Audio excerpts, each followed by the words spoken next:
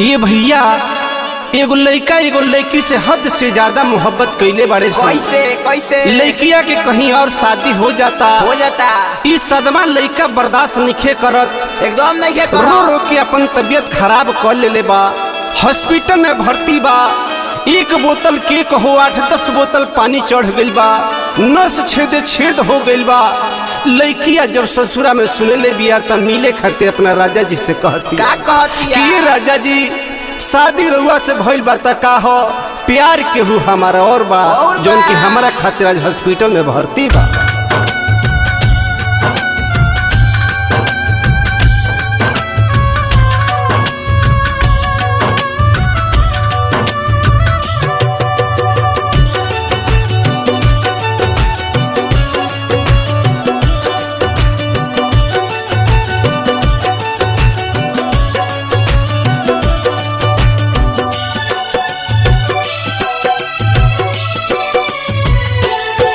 भल हे हमर रउआ से भइल बियाह बा, लेकिन हमारा मनवा के केहू और चाहबा। ओकरा से मिल खातिर तड़पत, ओकरा से मिल खातिर तड़पत जीवा हमारी बा।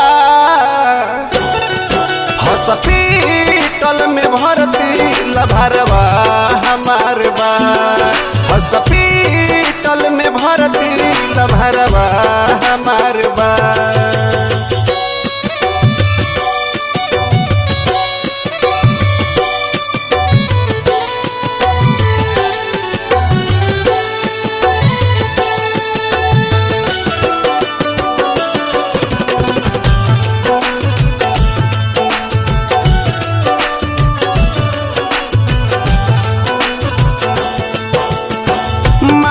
चाहे जर्दी हमके किरासन तेल ढार के, लेकिन मानब नहीं बिना देखले यार के।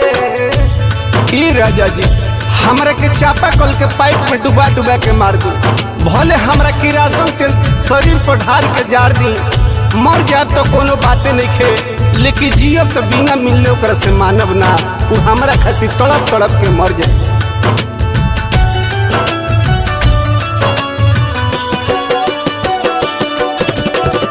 मर्द चाहे जर्दी हमके किरासन तेल ढार के, लेकिन मानब नहीं बिना देखले यार के। हमरा बिना वो करना, हमरा बिना वो करना केहू दोसर आधार बा। हॉस्पिटल में भर्ती लभरवा हमार बा, हॉस्पिटल में भर्ती लभरवा हमार बा।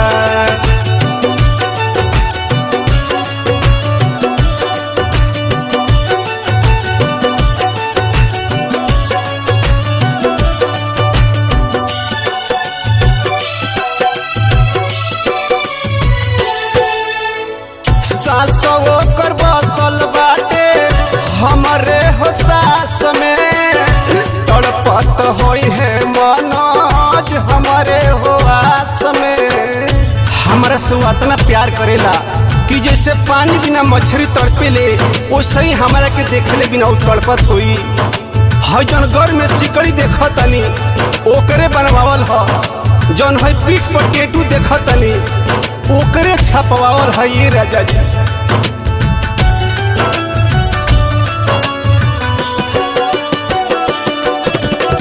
सास हमर बसल बाटे ओकरे हो सास में, तड़पत होई है मनोज हमरे हो आस में।